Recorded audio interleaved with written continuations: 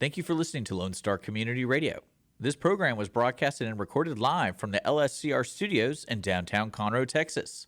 Lone Star Community Radio is supported by listeners like you. Donate and sponsor today. For more information on getting involved with Lone Star Community Radio, contact us at lscrstudios@gmail.com or visit us online at www.irlonestar.com.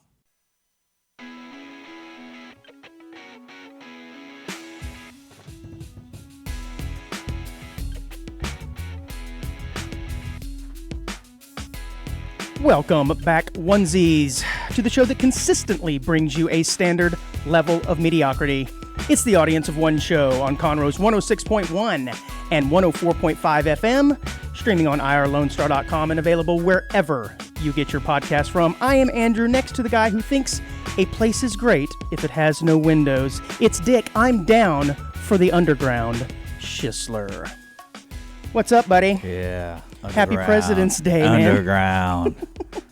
Underground. You really don't like places that have windows? Shoot. That's when you know it's good.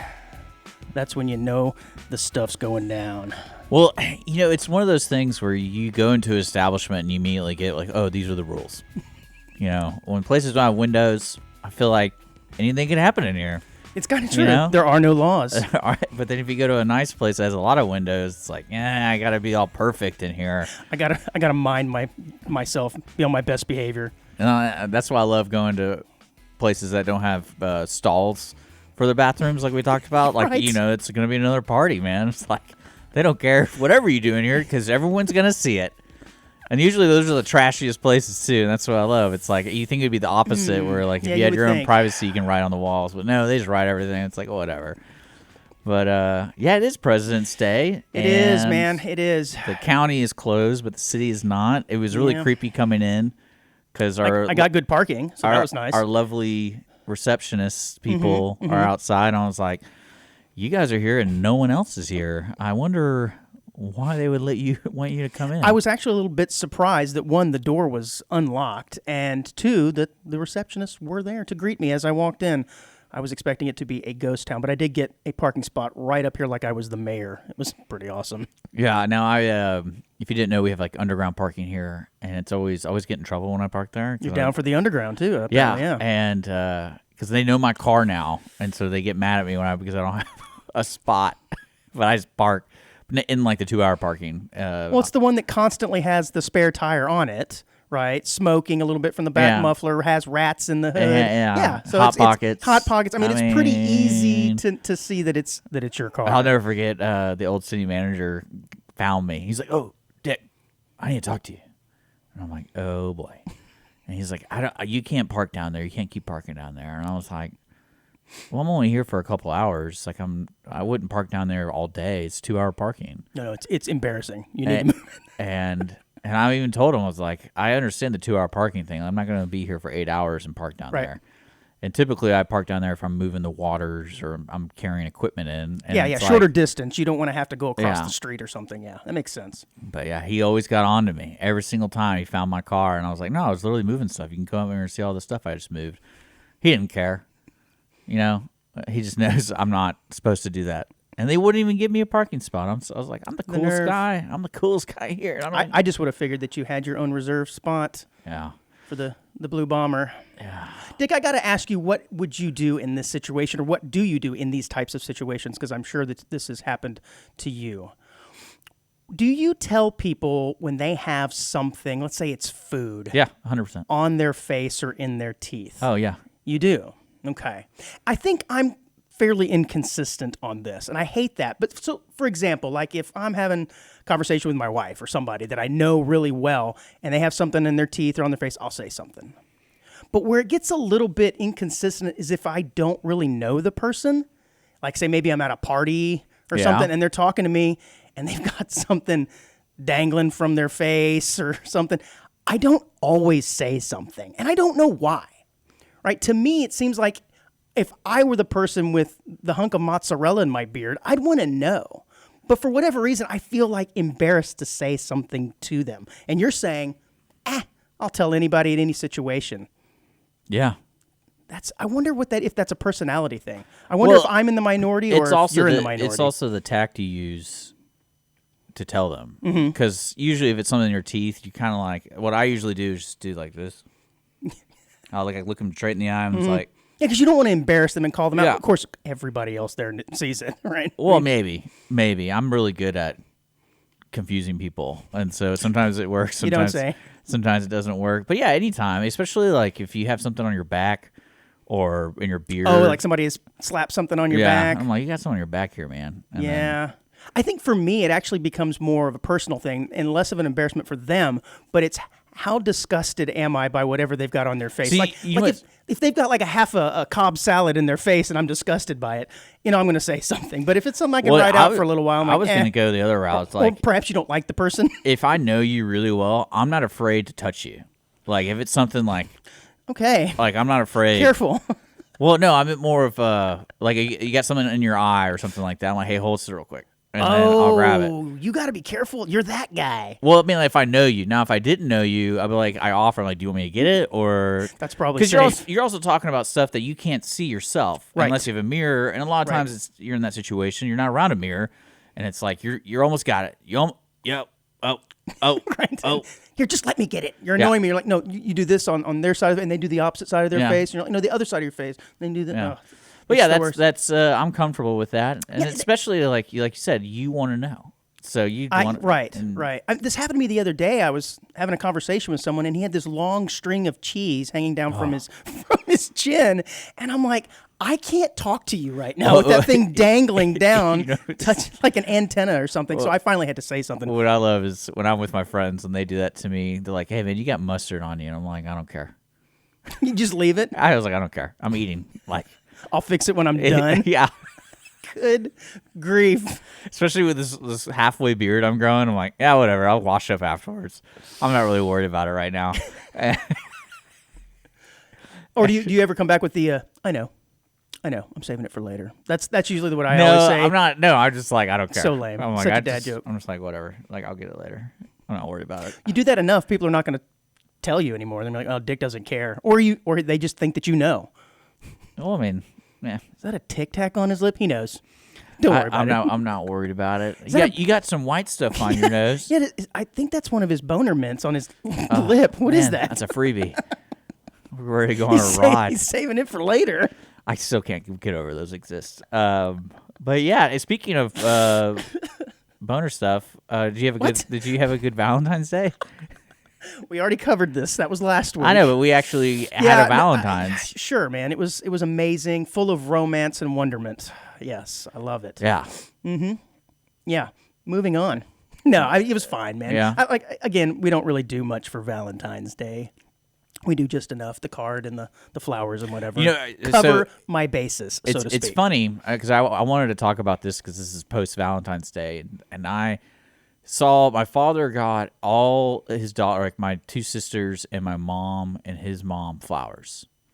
Mm-hmm. And I was thinking to myself, I was like, that's a nice gesture. Gesture? Gesture is a gesture. It's gesture. Gesture with a G. Gesture. Okay. Gesture. Thank you. Mm-hmm. But I like, just say gesture. That's better. I'm like, gesture. But I was thinking to myself, I was like, well, that's that's not the point of Valentine's. Is it the point of Valentine's Day for your significant other?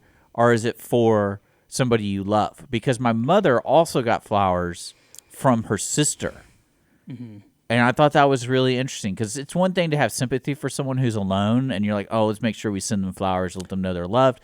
But it's like my mom got all these flowers from people, and I'm like, oh, dang, how many dates you got? So I think the rules are you can technically get anybody something for Valentine's Day, which is why when you go to the grocery store, you'll see like general or friends. It's real just like, hey, I'm glad you're my friend. I'm glad you're in my life, all the way to the ones that are romantic. And I'm trying to turn my life around and get gifts for people.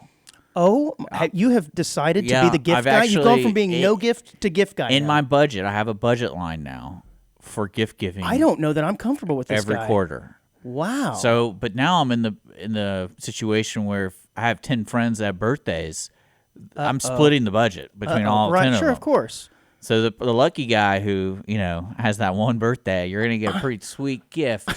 But I'm not sure I believe you, but still. No, I started thinking about it because, Valentine's Day I was alone, and I was like, I probably just need to start learning how to give gifts because I think that's a foundation to build a better relationship with people, and I need to start doing that. So you're going to buy some friends. It's pretty awesome. Well, I mean, it's just... You are going to shock them, by the way. People that have known you for decades, and you're like, what? I don't want this. They're going to think it's a prank, first of all. Well, I started to throw it back at you. It's funny. I realized I do give gifts to people, but it's only when they do something for me. And... Jesus. Like, for example, when I go visit friends for long periods of time. This is like treats for your pet. You realize that's how you're treating your friends. Oh, you did something for me. You're a good boy. Friend. You're a good friend. No, like... Here's a gift for you. Like when I go to South by Southwest.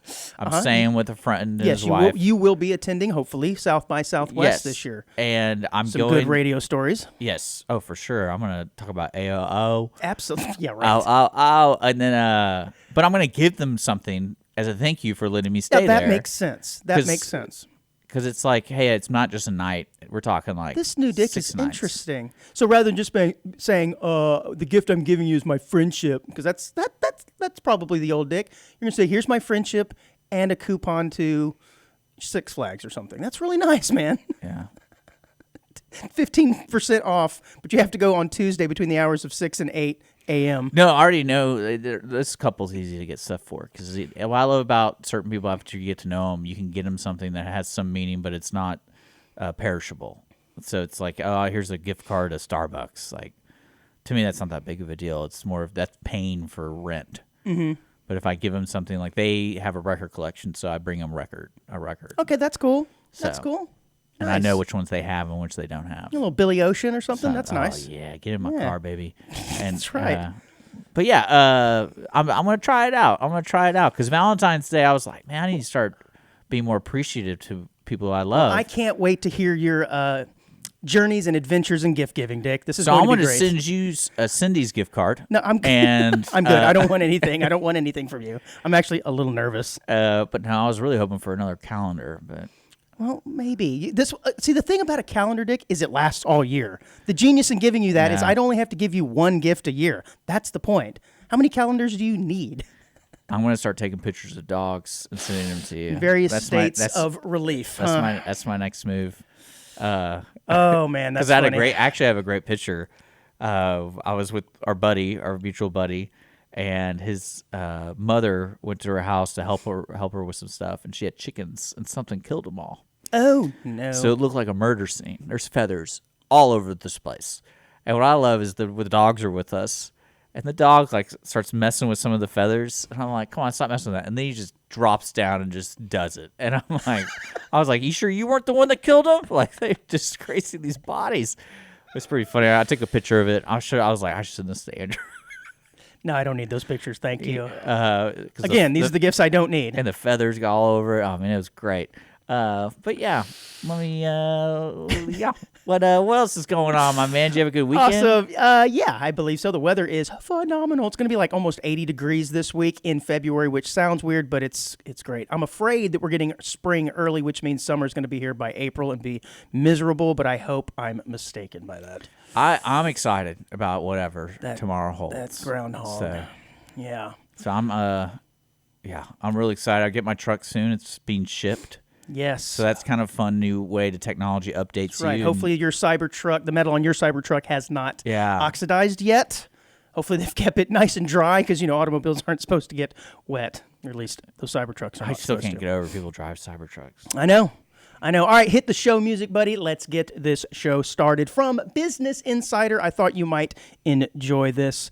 But Finnair, the national airline of Finland, has started asking passengers to voluntarily step on scales at departure gates with their hand luggage to improve the accuracy of cargo weight estimation for the plane. Yeah. This is pretty interesting because I think we talked about this before where they actually take a guesstimate of the weight of a plane before a flight, which I didn't realize that. I guess for fuel and things like this, I suppose. Well, they're taking it a step further and asking people to get on a scale right there at the gate. I'm surprised. See, I do not fly. And the few times I have, there's so many procedures to get on an airplane. Yep. I'm surprised that it didn't automatically happen. Yeah, just like secretly as you're going in through the little machine, it's also a scale, and they don't tell anybody. Well, like right? you're going through the runway look at this one. gate or that tunnel, and they have that awkward, halfway in between you and the plane. I always imagine it's like, oh, they're just tracking whatever. The weight.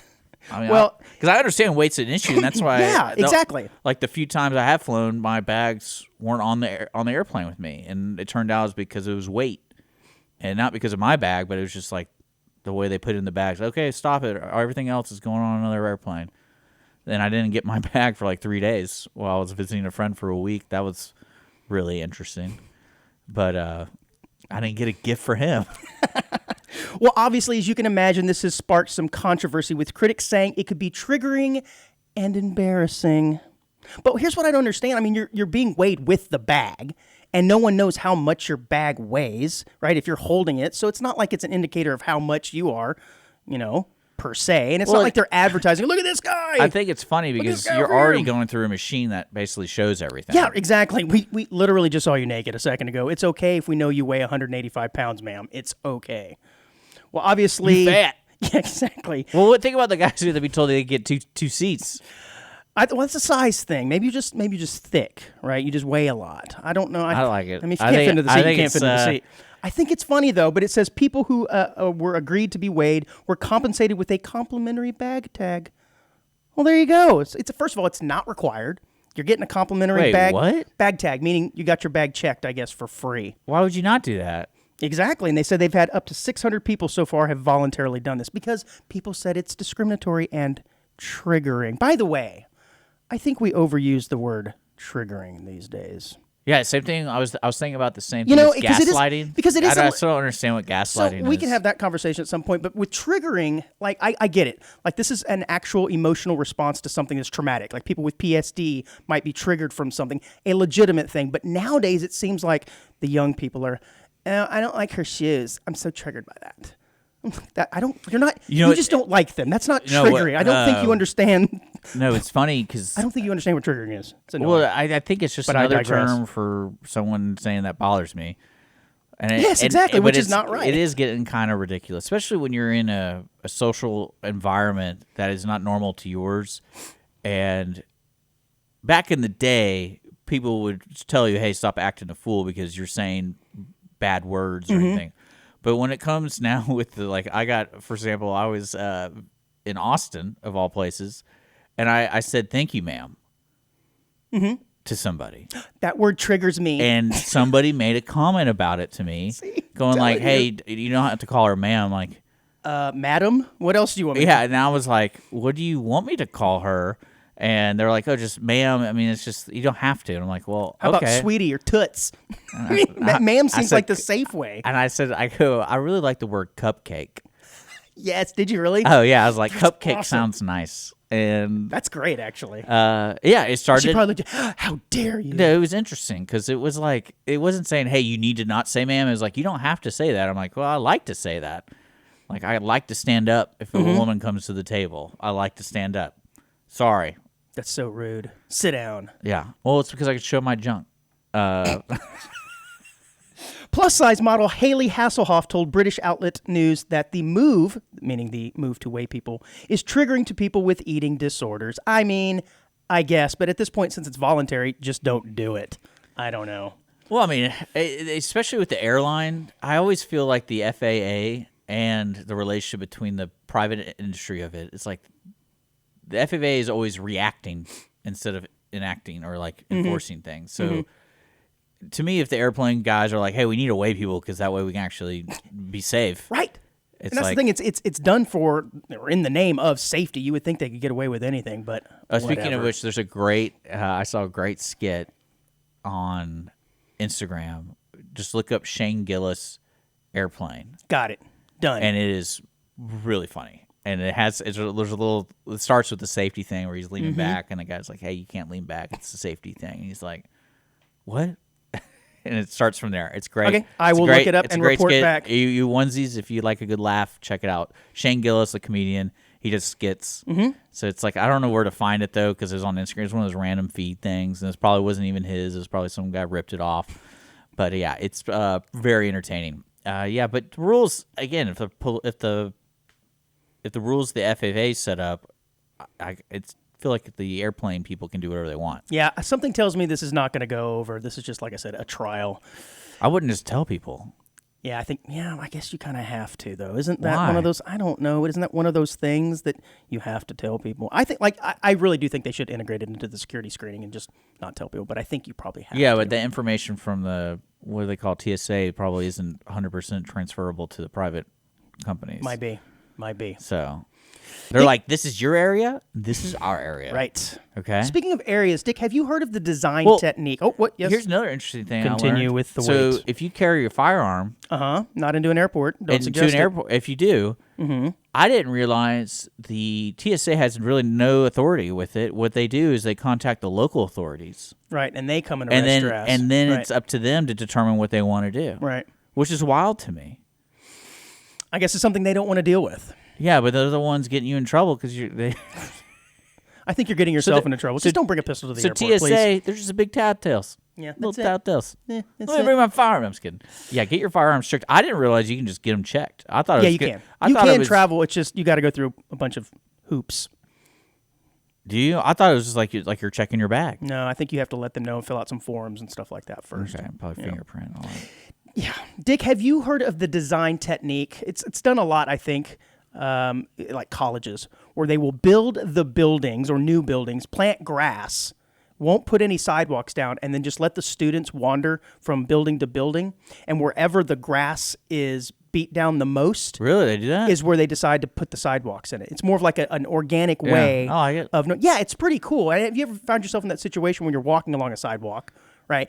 And the sidewalk will go way out to the door, and you just kind of cut across, and you'll see where everybody else is just kind of cut off the side. I feel They like obviously big scale. didn't. That sounds terrible. Big scale? At big scale. Yeah, well, I mean, I would assume a big college campus is at scale. I thought it was a pretty ingenious, way of knowing the most efficient place. Like, this is the way humans are going to travel organically, naturally. That's where we're going to put our sidewalks, rather than just having a sidewalk that nobody uses, right? So I thought it was pretty cool. Well, in a somewhat related story, U.S. News is reporting that Andrew Howard of Frankfurt was found guilty of tampering and vandalism Wednesday. Would you like to know what this guy did? Yes. He was accused of diverting part of Lake Michigan. Oh, I love it. So basically what this is you've got a river that runs eventually into Lake Michigan, but he found it difficult, and I guess at some point the state was no longer dredging the area. It was hard to get his boat in and out of. He said, you know what? I'm just going to take a shovel and dig right along this area, and the force of the water push this thing from a shovel-wide trench to a 200-foot wide diversion of this river into the Lake Michigan. And, of course, all the boat people love it. They're like, great, this is actually much more efficient than what we had to do before, but he's in trouble for actually diverting the direction of a river, which I thought was with a shovel. Just one man. All it takes is one man, Dick. Isn't that cool? It grew to approximately 200 feet. That's 61 meters wide. Unbelievable. Of course, all the fishermen are now benefiting from the fact that there's this newfound little channel, and all the fish are coming up there, so everyone loves it except for the state. Yeah. I think he did the right thing. I like this guy. I mean, obviously, the state was not doing their job, so. Well, I mean, it's probably on his land.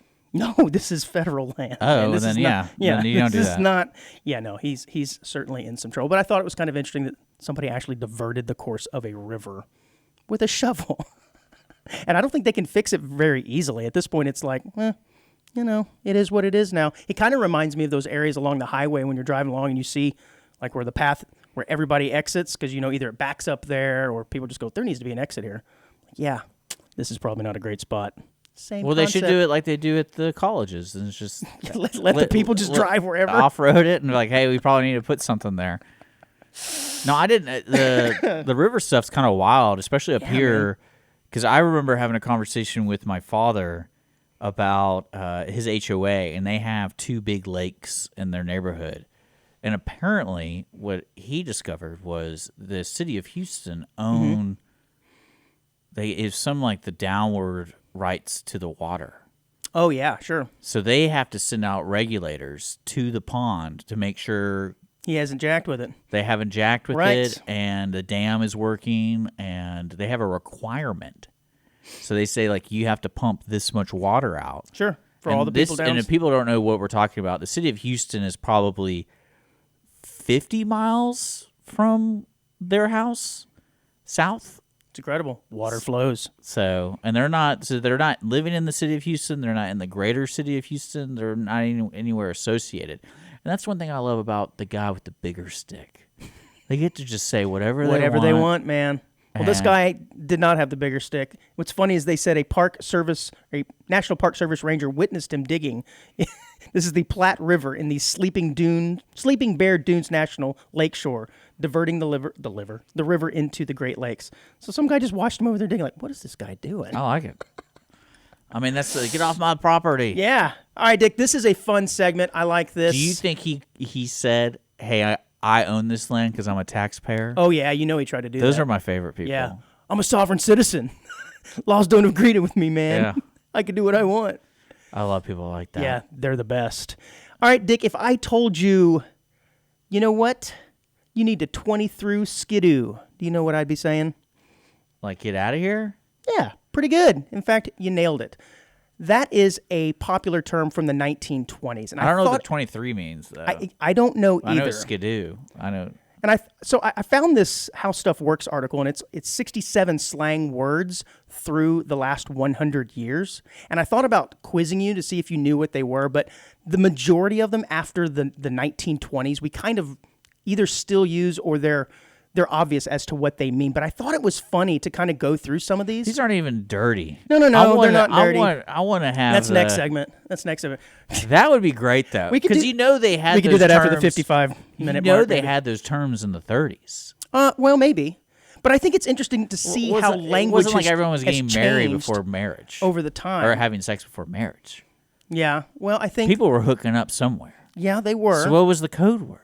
I don't know. It's foot under the stall, like I said last week. Well, you want to tear down the walls of Zion? I don't even know what that means. Or Jericho. Sorry, the walls of Jericho. You are off track. But I thought it was interesting to see how language has kind of changed and some of these slang terms over the years. You don't remember that movie? It happened one night? No, man, I don't remember that movie. That's the only slang term I could think of that actually had an impact on society. Because that was his running joke, is when they were in the same house, in the same room, they put up a curtain because they weren't married. And then when they got married, he blew the trumpet to take down the walls of Jericho. Oh, boy. And this is like a 1930s movie, I think it was. I bet he did blow that trumpet. Well, I know. And they insinuated that. And I was like, dang, that's kind of...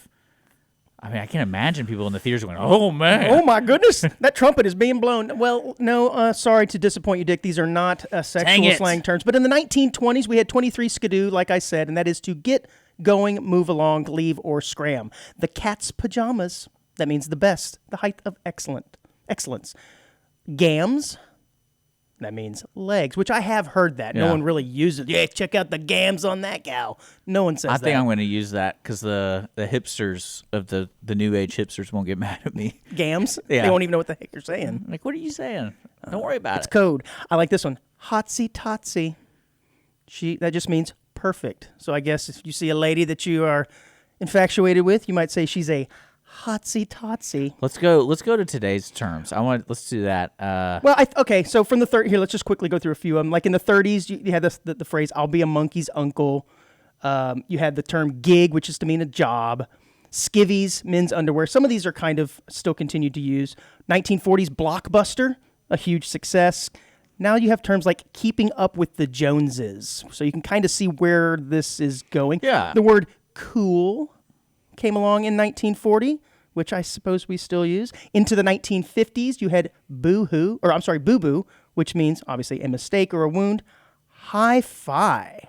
Interesting. Hi-fi, slang term meaning high fidelity, a record player or turntable. Hipster, daddy-o, these are all 50s terms. When you get to the 60s, now is when it starts getting kind of cool, though. You got groovy, hippie, far out, man. No, see, like these are all... And bread, meaning money. So, okay, I'm going to skip ahead. All right, you want to get to it? Well, I want to get to the ones that are like really stand out to me. Okay. That I'm thinking, really, that's considered a slang term. The one I'm looking at, I believe it's beh. Bae? Yeah, it's from the 2010s. It's BAE. It's boyfriend, girlfriend, That's Bae. but it's short for babe. Yeah, Bae. Why don't you just say babe? Like, Because it takes too much effort. well, you know what I'm talking about? Like that. Yeah. And then my favorite one from the 2000s is Barney Bag. I'm sorry, what? Barney Bag. I do not know what that one means. It's just a gigantic purse. Oh, like from Barnes & Noble? Or not Barnes & Noble. Barney the No, the dinosaur. Not the dinosaur. It's probably a retailer. I'm trying to think of the name of it. Oh, If I had to guess. Barney's is a retailer. Yeah, maybe. But so like those really make zero sense to me. And then another one is especially for the 2020s. I get a couple of them like using the word facts. Like that's straight up facts. Facts. But then there's words like tea. T-E-A. Like tea, like drinking tea. Yeah. It's gossip. Mm-hmm. So you spilled the tea. And stan. It's a combo of a stalker and a fan. I would never have guessed that. We have so many of those. No, we have onesies. That's right. And they all fit into one thing. I love it. I did want to at least cover some of the 1980s because it is kind of funny. Some of these. You got Bodacious, Chilling, Dweeb, Fly, Gag Me with a Spoon, Gnarly, Preppy, Wicked, and Yuppie. I guess we are saying naughty things. Gag me with a spoon. I don't know if that's naughty per when you said it se. to me, I was like, oh, okay, hey. In the 90s, I love this. Showing disrespect. Get Jiggy, obviously from the Will Smith song. My Homie, My Homeboy, 1990s as well. My Bad, meaning my mistake. Fat, P-H-A-T, pretty hot and tempting. Meaning cool or hip, highly attractive or hot. You got What's Up? Yeah, I like it. I like Word. I just think it's interesting how these have sort of changed. Yeah, I'd be curious. Over These time, 2020s, if any listener knows where Stan and T came from, because T sounds more like a 1930s kind of thing. Yeah. But Stan, a combo of stalker and a fan. Yeah, I'm sure. Was there a guy who named Stan? That Oh well, that's the rapper Eminem. Didn't he have that whole song about Stan, who was a crazy fan that stalked him? And you don't. But that's know. not that generation, though. Yeah, that would have been like 1999 or 2000. I don't know. 20 years later. That's what I'm saying. I want to know where these came from. But yeah, I like slang terms. Well, speaking of slang terms, you do like your name, Dick. Do you not? And so much so you put it on the back of jerseys, Dick IV. It's a name that can be quite shocking if in mixed company. You have embraced it, though. I know. I'm just prepping for when I get Alzheimer's and I just don't know what's going on. I'm like, oh, I'm Dick IV. That's right. Well, this on the opposite end of the spectrum, an Australian woman is fretting that she should change her name after social media users lambasted her as if she's claiming it's associated with a sex act. What's her name? She lives in Australia, and her name is of French descent. Her name is Bijou. Oh, I love it. Yeah, I actually kind of like it. And it means it's French for jewelry or jewels. Bijou. Bijou. And, of course, a lot of people saying that it sounds a lot like a sex act. I mean, that's... and that no human being should be named that. Essentially, that's a cute name for a pet, perhaps. Yeah, but I've had friends named BJ. Yeah, that's a little more... on the nose. In your face. Yeah, on the nose, exactly. But I don't really think of it that way. I'm not a naughty person. Right. Gag me with the spoon. All right, man, this is a good time to take a break when we... I'm going to say that. I'm going to say that. I cannot wait to say that in front of somebody. And they'd be like, wait, what are you... I don't want to do that at all. All right, guys, it's a pretty good time to take a break. When we come back, we're going to talk about a 4-year-old boy who had an unfortunate incident with a slushie.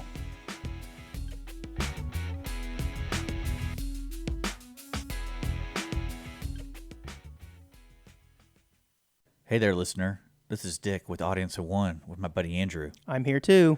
I want to remind you guys real quick that our show is basically a free show.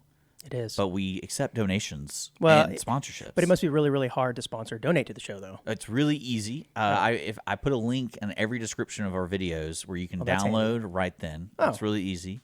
And it's 100% legit. We are a 501c3 radio station, so if you want a tax deduction or anything like that, sponsor the show. It's a good idea. Yeah, and donate. That's how we keep the show free and how we're able to buy cool stuff for the studio. Yeah, and besides that, the show's really good. That's true. And, yeah,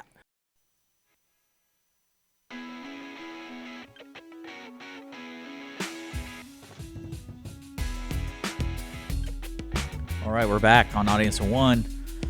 We're here every Wednesday, whether you like it or not, at 10 a.m. here on Lone Star Community Radio, irlonestar.com/ALL, and Conroe's FM 104.5, 106.1 in the Conroe area. And, of course, we have an app, and then we have podcasts. Just look us up, Lone Star Community Radio, or Audience of One. There you go. What's the app called, man? If I were so inclined, Lone Star Community Radio. I were so inclined to download and stream this wonderful radio station, Lone Star I would Community look up Radio. Lone Star Community Radio. Look it up. I have to admit, I use that app quite a bit. Yeah, because the FM sucks. The FM is not the best, but we are live streaming as well. It is what it is, though, and we try to be there for everybody, even the old people who only have turn radios, crank radios. That's right. And you said you've walked into businesses before, and the radio station is set to this station, and listen to nothing but this all day. So God bless those people. Yeah. I'm going to say hello to you right now. Hello, people. Hello, people. Isn't that amazing? I just said hello. Do I have something on my face? In my teeth. In my teeth. Perhaps. Well, we know if I did, you would tell me. I appreciate it. Oh, God, so, here we go. Yes. Instead of asking somebody, like, hey, you got some in your teeth or whatever, do you tell anybody if they have plumber's crack? Okay. Because I've noticed that a lot recently at the bowling alley. That one's a little more dangerous. You know what I'm talking about? Like, how do you not know your butt crack's hanging out? Yeah, unless it's a female wearing something really, really low cut and she's intending for it. But I think most men are not intending. I'm talking about men. So let's eliminate the female from this. Your buddy's over there hanging out with you, and you look over and you go, God, Chris, I see half your ass. Yeah. Do you say something to him? I mean, if it's your buddy, I'd be like, dude, pull your pants up, man. I can see what you ate last night. That's terrible. Yeah, well, it's just weird to me. Because I always like... you think? And uncomfortable. I'm trying to see. Let me measure real quick. I'm measuring from my belt. Are you really putting your hand down the back of your... On my back? Yeah, I'm putting it up my butthole. Careful. Don't... God. Don't mess up your tramp stamp in the back there. Don't want to rub on that too much. You'll rub the color right off.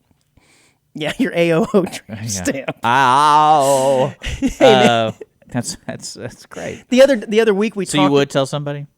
Yeah, I think if it were my buddy, a good buddy, I'd be like, man, you really need to wear pants that fit. Yeah, but I think it is a little more difficult for men of size. You know, the pants do tend to just fall down. We don't have as much of a rump, men generally, to hold our pants up, but we have a belly in the front that push them down. It's a terrible plight. It's a terrible plight. Most women don't understand. I just wear my pants really high, so I'm not really... It's like a fear. I'm not showing my butt crack. I'm not doing that. I'm glad you know what? We all appreciate that, actually. Thank you. Thank you. I just noticed it recently. I was like, man, I'm seeing a lot of butt cracks today. Oh, I thought you were going to say your own. Oh, no. But I was always like, I wonder if my butt crack's out. I'm like, all right. This is the best segment ever. No, I mean, like, do you go shopping and you're going to, like, the jeans store? I'm like, I see jeans that don't show my butt. Yeah, if you see somebody you don't know, I'm definitely not going to clarify that. Don't want to show my butt crack. There you go, crack. I want to show my butt off. I bet you do. Don't want to show the crack off. Bet you do. You think does it work that way? Do you think people are receptive to that when I ask them? I'm going to do that because I do need new jeans. Not if you're trying to attract the opposite sex. Let's put it that way. Well, I don't care if they're what sex they are trying to sell me jeans. I think we're on two different wavelengths. You know, last week we talked about how annoying it was when people stop right in front of you when you're walking, like especially in a grocery aisle or something. Like, oh, geez. And I said the people who do it in the grocery aisle are like a next level of special. It's not that they don't just stop though. It's like you don't have the courtesy of moving the car. Yeah, over. they don't have a general awareness. And then the kids are a problem. Yeah, kids are always a problem. I have another scenario here that I want to run by you. That this just happened to me this past week. When you're walking behind someone who is elderly. No, get the hell out of my way. And they're walking slow. And I want to know if it's just me, but I feel bad whenever I pass them. No, I always look at it like on your left. Right. No, I'm just ring a little bell. Ring, ring. I don't do that. But I feel like even if I'm just continuing my normal pace and I walk past them, even though I look normal in my mind, I feel like I'm high stepping. Like, look at me and my young virile self walking faster than you, old man. I don't know why. So I feel guilty about that. So I will literally ride out old man pace longer than I should because I don't want to pass It them. It depends on where I am. Like the grocery store, great example of how my mentality changes. Like I just want to get in and get out of this place. Right. So you push I'm them out of not the way. shopping. I'm literally know what I need. I need my golden grams. Yeah. Yeah. Get out of my way, old man. Yeah. Yeah. Get out of my way, and that's what I do. But that thought never crosses your if I mind was when you like- pass somebody? Like maybe they're going, oh, would you just slow down, Sonny? No, like I'm trying to get the hell out of here. Maybe it's just me. I should be like, do you want to die in here? Because at the pace you're going to, brah. No, it depends on where you are. Like if I'm just walking around downtown, I'm like, I'm just going to walk. Yeah, I mean, I'm not high stepping. I'm not goose stepping and looking at him going, yeah, what up? But I feel that way in my brain. Maybe it's just me. I don't know. I'm not much of a walker. So when I'm walking, I'm walking with a purpose. What do you do if you're not walking? Well, I meant like the leisurely walk. Like, you want to go for a walk? No, I'd rather just run if we're gonna do that. I'm a real pleasant person to go on trips with. Just about anywhere, I bet. Because I just want to get there and get out. Are you courteous to the person in a car trip that needs to use the restroom? And they're like, hey, yeah. man, we need to pull over. I got to go. Or are you like, Yeah, 100%. hold it? I think the only time I would say hold it is if we're like under 30 minutes. Oh, okay. Yeah, that's your line. But if it's an hour, it's like, yeah, let's just pull over and go. Okay, well, you were the one who said you like to get where you're going. I thought maybe that extended to car rides as well. I know how you're like, I ain't pulling over. Well, You can just mess yourself. I'm Dick Schisler. I'm just wondering if I thought that's the way you were. I'm courteous to other people. Okay. But if you're at HEB or something, and the guy in front of you is literally looking at every single style of pickle, it's like, man, there's dill, sweet, and that's pretty much it. And there's butter. Like, you just choose one. What aisle are you on? The pickle aisle.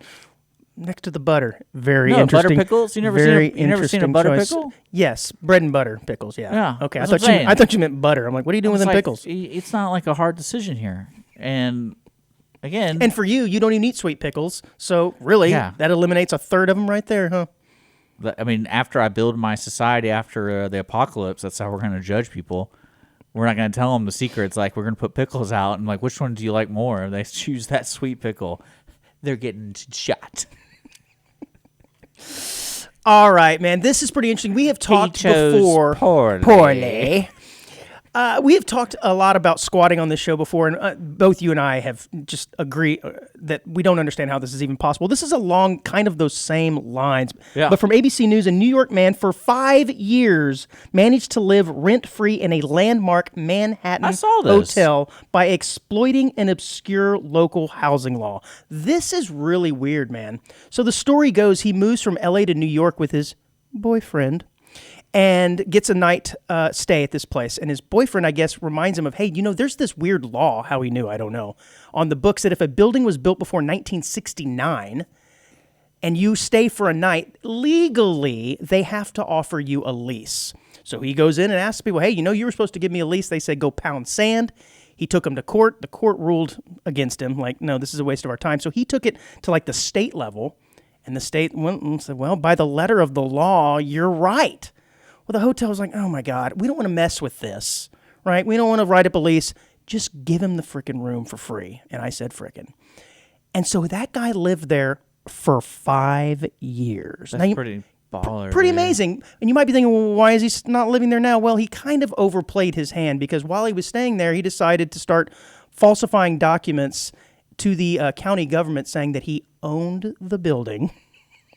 And then attempted to charge other people that's staying there rent. And finally, the hotel said, enough. Bro, we've been letting you stay here for free for 5 years, and now you're trying to charge our tenants rent, claiming that you own the building. This is the height of narcissism. Can you believe that? Well, first off, living in a hotel would be pretty baller. Yes, I would agree with that, yes. And especially when you tell people your street address, and then you become friends with the guy at the front counter. It's like, is my mail here? But I want. So he was arrested last Wednesday for filing false property records. That's what they finally got him on. Because what an idiot. To the letter of the law, he was allowed to stay there because the hotel let him. But this will go show you how a little eccentric this man is. When the police showed up at his door, he said, "Oh, I thought you were doing something for Valentine's Day to spice up the relationship. until I saw the female officers. Oh, and this is on abcnews.com too. So that's a legit quote. Yeah, it is. I'm reading from the story, man, of course. Well, it's weird to me about the story is I don't see a name of the hotel. Oh, it's in there. It's a famous one. It's the. They keep saying it's a famous one, but I don't see. Oh gosh, it's in there. It's one of those landmark ones in downtown Manhattan. Well, that's what I'm saying. Like that, I wouldn't mess with that at all. Why would you give any reason for the hotel to talk to you? Yeah, true that. I cannot find the name of. It said located a block from Madison Square Garden. Oh, the New Yorker. It's the hotel called the New Yorker. Wow. It's never been one of the city's most glamorous hotels, but it has long been amongst its largest. Okay, I'm gonna look up the New Yorker hotel. Yeah, it's the one that has the big red sign. It's kind of iconic, written in that. Letter. You think I go to New York? Well, it closed as a hotel in 1972. Was used for years as for church purposes, and then reopened as a hotel again in 1994. And then, of course, 5 years ago, this jackwagon decides to steal from them. Well, I think he's going to end up doing some time, because if he had just laid low, it looks really nice. If he had just laid low and gotten his room for free, I would like to live in a place that looks like that. Yes, this dude's been living there rent free in that place. Can you imagine every morning waking up, not having to pay for that? That's how you spice it up right there in that bank vault. Yeah. Well, aside from hotels, Airbnbs are the new thing. And whether you like them or don't, a lot of people don't like them because their companies are buying up houses in normal neighborhoods and renting them out for Airbnb, and that's partly what's driving up the cost of real estate. Well, this is an interesting story from theexpress.com. A man who rented a house on Airbnb for the weekend for a reunion with friends has claimed that the host tried to blackmail him after he left a negative review. So I'm not entirely sure all of the details of the story, but the person who owns the Airbnb said, hey, we need to charge you $900 because you didn't follow all the rules, which is another issue with Airbnbs. They have all these crazy rules in place, and people don't realize it. I mean, some of them I've heard, like you can't cook certain types of foods with certain spices because they're afraid of the smells. If they find out you did that, you can charge. Anyways, they were trying to charge him $900. He said, no, I'm not going to pay that. They said, fine.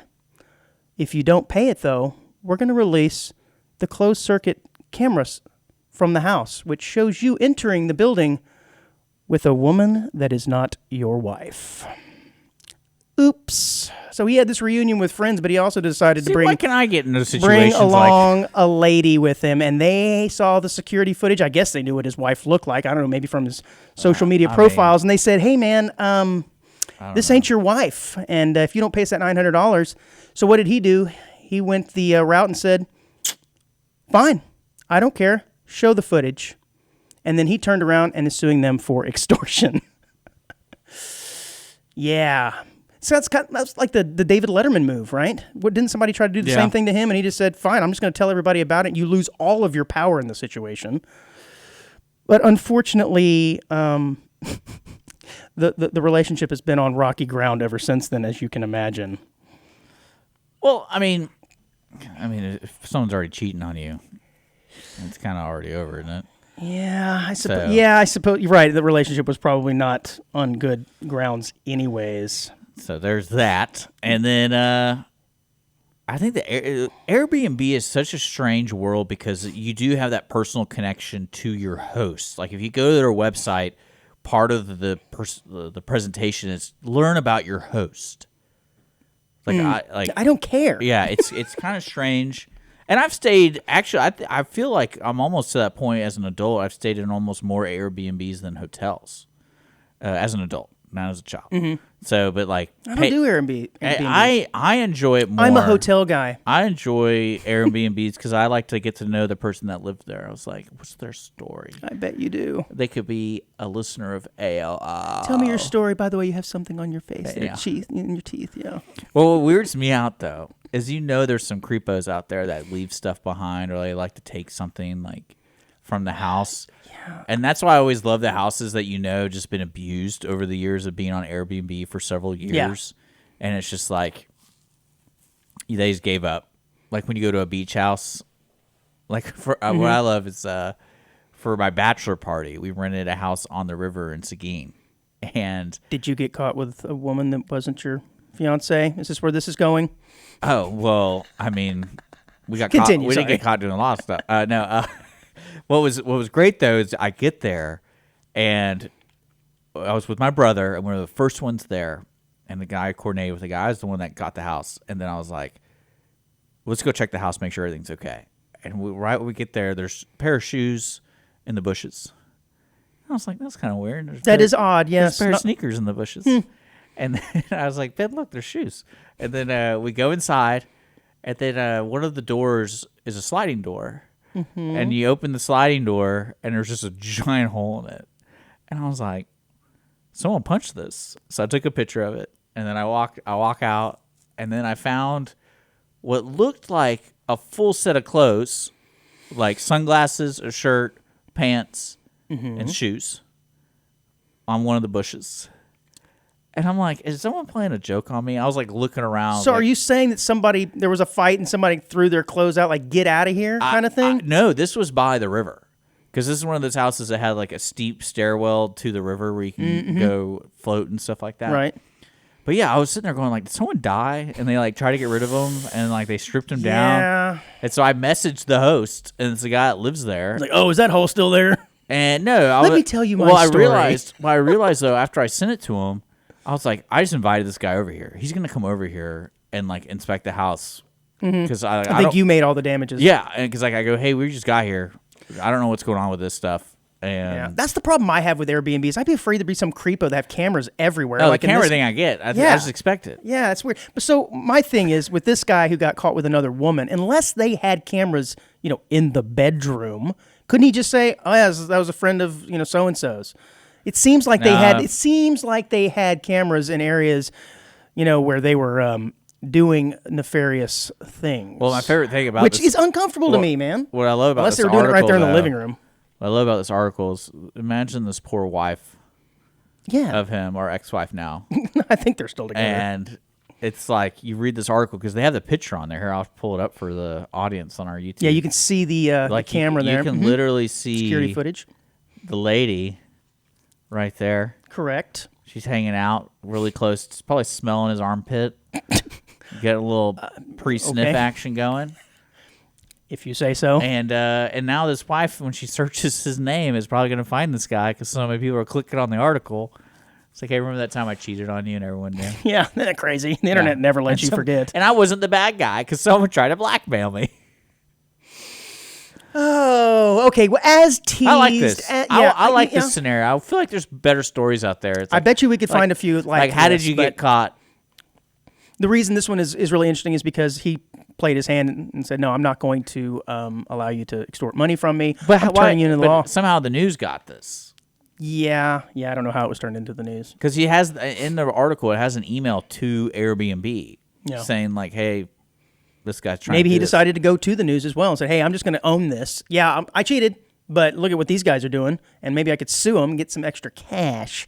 And then my wife and I will be reconciled and have cash. Do you think anybody that went to like a baseball game and it was on the Jumbotron with like their cheating person? I've seen those. And I wonder if those are real. No, I think half of them are fake. Okay. Absolutely, half of them are fake. But I have seen one where the guy's got his arm around a girl, and they look up and they're on the Jumbotron, and he quickly pulls his arm away and kind of looks around, and she's like looking up, like nothing's happening. That one did look somewhat real, but I think a lot of those are staged. I think there's probably some great stories. Probably so. Like the only awkward story I would have is I was dating a girl. And that is awkward. Already stop. Full stop. She had the time of her life, let me tell you. But it was a short trip, okay? Dating dick, awkward. No way. And what was great about it was we ran into, like, we're walking down, like, some street in Houston, and we ran into my ex-girlfriend's mother, who I was good friends with. Like, she knew who I was, and so she's like, Dick! And I was like, who? And I turned around, and I was like, Miss ex-girlfriend? Like, hello. And then she's like, how I miss you. And then she's like, who's this? I'm like, not your daughter. How are you doing? Oh, by the way, Dick, you have something in your teeth. Yeah. Oh, no. But I wouldn't say she caught me, but it was like kind of after the relationship, not a lot, not like 2 years. like relatively after. An uncomfortable amount of time. It was pretty. It was pretty hilarious because I was like, I bet her mom was so pissed that she connected the dots. Like, who's this girl with you? Like, what are you doing? And but by that time, the other girl moved, so she's out of city. So it didn't really like. Clearly, we were broken up, so it wasn't that, like, right. But She it was wasn't too surprised. it was still like, why are you talking to me now? Would you talk to me if it was like 5 years from now? Yeah, probably because I'm a great guy. But you ever been in an awkward situation like that? Never before. Hey, man, as promised, a 4-year-old boy is reported almost dead after drinking a slushie that made him hallucinate and claw at his face. Yeah. Dick, sounds like you've had one of these incidences before. How did you get through it? Drinking a slushie that made you hallucinate and claw at your face? I did have a friend partake in stuff. Friend. That we both partook in. And he did happen to go somewhere like a psychiatric hospital afterwards. I can imagine. And Yes, I'll never that's why you forget- don't do these things. I'll never forget the phone call when I got that. I was like, am I crazy? I kind of like, you did Man, like, maybe this stuff made me normal. yeah, I was like, what?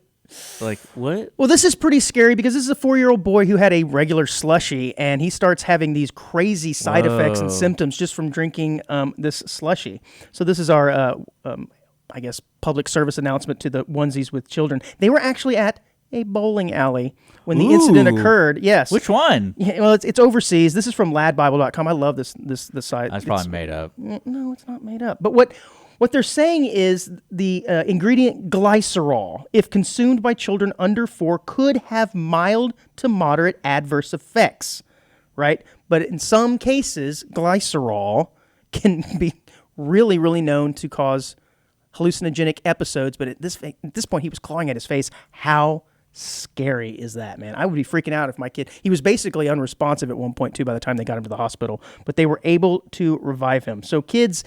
Parents, be a little careful when you give the kids the slushie. Okay. Yeah, man. I can't believe that something like that simple Wait, would be what was in it? that dangerous. Glycerol. How did somebody... Yeah. And it's kind of strange that something that's so popular, that's consumed all over the world, an ingredient that's in everything, can have such crazy effects, and we know it. So basically they're saying if you have kids that are under the age of 4, you probably shouldn't be giving them slushies to begin with, which I didn't know. I didn't know that either. Yeah, I didn't either. Kind of like eating a gummy. Right, just the head of it, too. Just the head of it. And, yeah, so this is going to take the cake for probably the weirdest story that I have ever done on this show, and that's saying a lot. If you think back to all the stuff we've done over the past year, Dick, we've talked about some weird things. One of them being... people who lengthen their legs, they have that brutal surgery that I know you don't like to talk about to gain a few inches in height. Okay? Well, this is along those same so you're talking about hymns? No, height, not length, sir. Oh, I was talking about height. So this is probably the dumbest thing I have ever heard. But to create the illusion of a longer torso, content creator Laura Mejia got a tattoo of a belly button. It's a fake one. And placed it higher up on her torso to give the illusion that she has longer legs. This is the dumbest thing I have ever... We did tattoo abs early on in the show, and I thought that was pretty stupid. We had a guy who really liked Air Jordans and got him tattooed on his feet, although his toes were hanging out, so he looked like a homeless person. But this person actually went and got a fake tattoo of a belly button, and it appears to be about 2 or 3 inches higher than her normal belly button in an appearance to make her look taller. I don't know if you want to show the picture to see if it actually worked, but this has got to be one of the stupidest things I have ever heard. So, Dick, are you willing to go to this length to make yourself appear taller? If it works, because, I mean, certain scenarios, I want to be taller. She said the results were actually kind of scary when she looked at herself in the mirror. I'm like, yeah. Because I guess you have to wear high-waisted pants to cover up the other one. Because otherwise now you've got 2 belly buttons, which that looks really weird. I mean, she doesn't look that weird. I'm going to pull it up for people. Yeah, I just don't know that it actually... Yeah, it didn't really... Yeah, she looks shorter. Yeah, it does make her torso look a little squatty. So I don't know. The appearance of long legs might make you look taller, but your torso looks like a little disproportioned there. Let's use that for the butt crack. We should get a butt crack one. Make it run halfway up your back. I like it. I like it. Would that make you feel taller? I like it. Oh man, some said that it didn't look weird at all, while others, she's a TikToker, said that they were skeptical. Well, I mean, again, this is TikTok, so it's probably stupid. Yeah. It is. You know what? That reminds me of. I wanted to ask you. You ever heard of Zalet Pizza? Zalet with a Z? Is that a name brand or is that a type? So it's a brand. It's like Detroit Pizza. It's a brand in like Kroger's or shopping places. Okay, so frozen pizza. No, it's like a pizza place inside the restaurant. Okay, all right. And I think they do delivery and all that kind of stuff. But they have a thing where it's called Reaper Roulette. Oh, no. I think I know where this is going. So one of the pieces that you don't know of has a little bit of the Carolina Reaper pepper in it. Is that where we're going? It's an add-on for $2.50. And so I guess you get a pizza with your friends. The idea is here, and one of you is about to get reaped in the Carolina way. Yeah, oh I wanted to. This sounds like something a bunch of teenage boys would do. I would do it. I want to do it. Of course you do, because you're basically a teenage boy. No, I just think it's kind of fun. At heart, Dick. I was giving you a compliment. At heart. I think it's kind of fun. Especially the person who dies while eating. Did he have a slushie? Yeah, man, I can't get over that. Clawing at his face. It is really scary. But no, it's they're on. I want to try it out, but I just wanted to tell the audience about it. That is crazy. Do they have some locally? Yeah, like there's one in Kroger by y'all's place. What's it called? By my place. Where y'all used to go get beers for bowling. Roadhouse? Roadhouse, yeah. Yeah, that Kroger right there. Okay. So they have one in there. And because I never really thought of Kroger having, I always thought it was like a Costco thing. And so I thought you go to Costco to order it. But now it is called Zalet Pizza. And you can, when you order a pizza for delivery or pickup, you have to say Reaper Roulette. And the pizza, it's an additional $2.50. And they only add a few drops. So that's all it takes, man. Isn't it just a one slice? One slice. And how many slices are on the pizza, I wonder? Does it say? I know you can get any size. So you can get like the small. Oh, yes, your odds are a lot higher if you get a small pizza. Yeah, and it looks like it's pure capseed oil. So it's not just a hot sauce. Like it's the pure form of the hot. How weird would it be if you get a personal pizza just for yourself and you play this game just to see it? Because at some point you're going to lose. I love it. Well, this like, oh my God, am I going to die at this slice, or is it going to be the next one? This one posted. I love it because it comes. Dumb. They ask for vegan cheese. Like it matters. But yeah, I'm going to try it out. I think that's what I'm going to do very soon. I'll report back. Yes, please do. We talked last week about the Apple Vision Pro headsets. Yeah. Or last week or the week before. I heard that this story here, I heard it and I also see it here, that they are being returned in droves just after their release. And I guess doesn't surprise me though. No, I think a lot of your early adopters paid $3,500 for them, knowing very well that they were going to return them, and I'm sure they came up with all kinds of excuses as to why they have to return this $3,500. Yeah, my eyes hurt. It doesn't fit. Well, I can't watch my dirty movies on it because I think that was one of the complaints. People don't know what you're talking about, and I didn't really realize this. It's a visor or like a goggle, right? But what they do is there's no see-through. It's all cameras. It's all 100%. Screen. Right.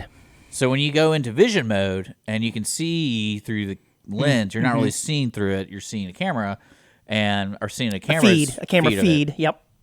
But what I understand, it's actually pretty good, and it's not like it's not as good as our real vision. I can't imagine, right? No, not at all. But like I remember seeing this thing, and the only thing I could see myself getting it for is if I wanted to watch a movie in peace.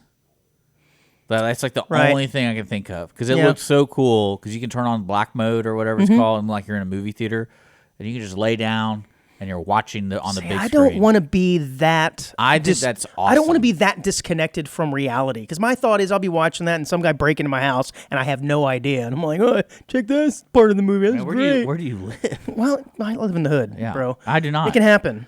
I don't know. I don't like being completely immersed in something like that. I want to have at least some idea I mean, like if, like I said, my house alarm goes off. You can still. Do you not use your earbuds ever in your house? I do. I use one in, one out. I'm that guy. Oh, he's always. I'm one in, one out guy. I never turn my back to the door. That's another thing I don't do. Yeah, you're darn then right. How do you got to keep your head on a swivel. Then how do you use the restroom? Very carefully. Your back is always to the door when you're in your restroom, dude. Just depends on where the urinals are placed, man. No, what you do is you find where that drain is. And you're just in the middle of the floor. You're just taking a leak. People walk in, you're like, whoa! It's like, hey, turning my back to the door. You can't fool me, man. I'm not Wild Bill. Watch your step. I love it. No, I when I saw those things, they look tight. But it's like I can only see one use because if you look at what's great about it is, and unfortunately with technology advances like this, it's a hit or miss because you're trying to advance productivity, and looking at this, it's only good for a screen, in my opinion. It's not good for doing like your homework on. So like typing in the air. And again, $3,500 is a lot of money to allocate for this. I can see $3,500 if it's like top of the line screen and it comes with like awesome earbuds and all that stuff, but it doesn't. And it to me that's pointless because people spend, and this is coming from a person who loves video games. I mean, there's $2,000 monitors out there. Yeah. Oh, no doubt. And so I'm like, all right, for $1,500 more, I get a goggle that I can put on my face, and I can go anywhere with my sweet monitor. So I can go on an airplane, I can go on wherever, and then like I can play my games, and no one's going to bother me. Sure. I think it's tight. Well, somebody said that the device's weight is, quote, noticeable enough to be a burden. So if you're wearing it for long periods of time, it's just heavy enough to where it probably starts to hurt your face. Well, I love watching the videos of people walking around with it, and I don't think that's the intention Apple was trying to do. I mean, isn't that the whole point? No, I think what Apple was trying to do is... Why else? I mean, why else would you have the ability to see out through cameras if they didn't intend for you to do other things while wearing the goggles? Yeah, you could do other things while wearing the goggles, but I don't think they go, hey, we're going to expect people to go walk to the bus, get on the bus, go to work while wearing the goggles. Mm-hmm. I think it was more of a stationary thing, like you're in your house or in your office, and you can still see you have a cup in front of you that you want to take a drink. So that's the way I see it, and I think it has limited use. That's all. I think it's great. I would love to have a pair. If you want to send me a pair, I would love it. I would love to watch my movies and play my games on it. Can you imagine on an airplane with that thing and no one's bothering you, and you're just like, yes. I call that sleep. Yeah, and I think. But no, I don't see how this is going to be a social thing. Like when they try to talk about it, they could do your eyelids through it. Mm-hmm. Like you can see their eyes, but it's fake. It's not really their eyes. I'm like, why even bother? Like, it's a screen. Why are you trying to fool people? I want the big Groucho Marx looking face on mine. Well, I think that's what people really thought it was AR. And no, it's VR. So that's a huge difference. I don't think a lot of people know what the difference is. Altered reality versus virtual reality, yeah. And so, like, AR is like Google Glass. Right. It's a mix of digital and real life. Yeah, it's like you're looking at... There's a lot of uses for AR. Yeah, and that's where I thought they were going to try to go with it. But then when I read that it was a full screen, I'm like, this is just an expensive monitor. Yep, that you glue to your forehead. Yeah. Or that you wear on your forehead. I don't know if you're gluing it. And that's probably not recommended. Yeah. To me, I love it, though. I would get one if I had money. I would love that. Imagine you have no problems watching anything you wanted with your significant other. Be like, oh, okay, cool, bye. I'm out. I'm out of here, dude. Awesome, man. Let's take this reminds me though. And now this reminds me by Dick Schisler. Go ahead. I was over at a friend's house, and they were watching the show. And I want you to listen to this concept. It's on Netflix. Mm-hmm. I think it's called Love Is Blind. I think it's a reality show. Yes, we're going to have to do a whole segment on this. And so I'm very aware of this. The principle of the show, or the idea of the show, is the men and women, they don't see each other. They go in these pods and they talk to each other for like 2 weeks or whatever. Mm-hmm. And it's hilarious to me. What I love, because I only watch about 30 minutes of it. What was hilarious to me is the people who are nervous in rooms by themselves because they're talking. They're they're trying to talk to another person in another room, and you can clearly tell women have zero anxiety when talking to a new person through a piece of glass. Mm-hmm. They're sitting there with their wine, and they're just like, that may help, with their notebook, and they're just chatting. Notebook? Are they taking notes? Huh? Yeah, because you can't see the person. They're like, whatever.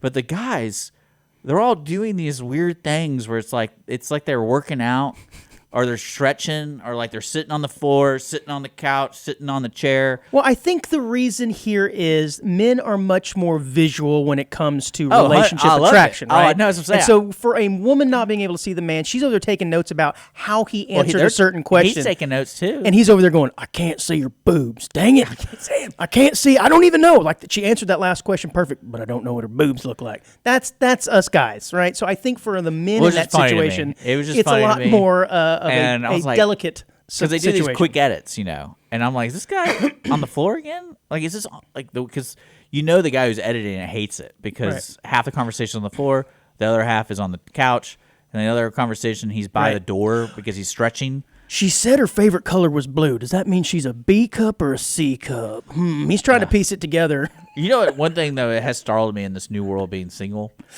and I don't know when the fad caught on is the astrology thing. Astrological. That too. You're doing great, man. I'm trying. You're doing great. That kind of stuff, because there's a couple. I mean, there's at least 30% of the women who I've talked to. It's part of their social media. They're really into it. It's like they get, because I judge people what they post on social media, of course, and I'm like, I just never saw you kind of as a stars person, but I mean. If anyone legit said, I can't talk to you because you're a Gemini, I'd be afraid. I'd be like, wait, what are you talking about? With the discovery of new stars through an advanced telescopics, that has changed the astrological calendar and signs, by the way. I think there's additional ones now that have been added to where you may have been a Gemini at one point in your life and now you're something else, right? Or is that Zodiac? I have no idea. Am I getting him too confused? About this world. I just know Gemini. Maybe I'm getting him too confused. I just know I'm a Gemini because I'm told I'm a Gemini a lot recently. And I'm like, okay, what does that mean? And then usually it's good because Geminis apparently are ballers. So, yeah, I think I'm getting too confused. But it amazed me. And it's not an age thing. It's not. It's just a crazy thing. Because I would say I've talked to a 40-year-old. I've talked to 28. And then, I was just like, that's really weird. When did this come about? And why have I never noticed it before? And I don't know if it's just like all the crazies are left after are so single. I think I'll try and dig up some research on that for next week's show. I would love it. I'm going to dig up a little bit of research on the changing signs and if it's gained in popularity again. Because that was sort of something that was popular back in the 60s, I think. Well, when someone, like, on the first date talks to you about this, it's like, man, this is one of those things, if I answer wrong. I'm out. This could go really good. This could go really bad. And then... Can you imagine being that Love is Blind and she asks you if you're a Gemini and you say no, and then for the next 2 weeks you sit there in silence because she doesn't want to talk to you anymore. Nope, can't talk to you. They probably edited that out. I pulled I'm not going to give that information out at this moment. There you go. Play it safe. Yeah. Until you get to see your boobs. All right, last story. Quick hit before we end the show here because we are running long Wednesdays. We offered you some additional... Or you could pull the BS like, I'm a Gemini, but that's not when I was born again. Oh, there you can play that angle too. But you have to wait to hear what she is so you know what the counter is. That's true. Because they believe that stuff. Love how you work all the angles. That's what you got to do. You work those angles, bud. You got to gaslight them? Is that the term? We'll talk about gaslighting next week. I've got a lot of ideas now. I don't know what gaslighting is. We'll talk about it next week. I'll bring some info on it. Someone claimed I gaslighted them, and I go, man, I didn't touch you. It has nothing to do with physical touch. Quick hit here before the end of the show. Dick, are you familiar with what the Calhoun shot is, or also known as the Immaculate Connection? No, you don't. And it was a basketball shot made by spectator Don Calhoun during a timeout of the third quarter in a Chicago Bulls Miami Heat game in April of 1993. I remember this. So what's interesting about this is it was a promotional shot that offered him $1 million if he could make a shot from the free throw line of the opposite end. Damn, that's good. And he made it. So that was pretty cool. Problem is, the insurance company that was required to make the payoff, American Hole-in-One, voided the payment because Calhoun had played collegiate basketball, which was a violation of the rules. Well, there you go. There are the rules. However, the sponsors of the event, Coca-Cola and blah, blah, blah, the Bulls decided they would cover the prize by giving him $50,000 for the next 20 years, which that finished up last year. Pretty darn cool, man. No, that would have been 2013. So he didn't get $1 million, he got 50. He got $50,000 for 20 years to make up the $1 million. Okay. Pretty cool, man. Chicago Bulls and a couple other. I thought you said he just got 50 grand. No, 50 grand for 20 years. Damn. And that finished up in 2013. So pretty cool. I remember that shot, and I remember this controversy. It's really the shot that kind of changed promotional shots because you're never supposed to make them. And when he made it, it was like, crap, start digging into the rules. Well, I mean, we got to null and void this somehow. I can see that. I thought, it's funny when you were talking about this, I thought you were saying that there was a fan who was like on the sidelines and they called a timeout and the ball bounced at his foot or something. And he took it up and just shot it like, that'd be cool just too. for fun. Yeah, and then he made it. This was part of a promotion. It was amazing. Have you seen the promotion guy with the hot dog suit? I don't believe I have. It's a pretty good clip. He hits on the reporter lady. He's like, she's like, "Are you ready to take your shot?" or something. And he says something like, "I was like, I already know I'm going to make this. Is the question, am I going to make it with you?" or something like that. It was pretty good. I'll pull it up for you after. Please this. do. And but Onesies, thank you so much for tuning in. I think we gave you an extra 15 minutes, Onesies, just for you. Happy President's Day. That was me. That was me having fun, and I had to top my head. I had to know about it, so I'm going to learn about gaslighting next week. Yeah, I will bring I'm really excited about that. Yes. I think I've run across an article about the top 8 signs of gaslighting. But is it real? Yes, I feel like gaslighting no, it's real. Is another name for something else. No. Just being a butthead. No. We'll cover it next week. Okay, cool. Because can you use it in a court of law? Probably not. Yeah, so it's not real. Sorry. All right, audience1show@gmail.com. Reach out with your stories and craziness. Would love to hear from you. And, we'll see you next Wednesday here on Audience of One. Make sure to look us up on podcasts. Just Audience of One Show. We're on YouTube on Lone Star Community Radio and Facebook, Lone Star Community Radio. And, of course, our Facebook show page at Audience of One Show. So look us up. Andrew, always a pleasure. Awesome. See you next week.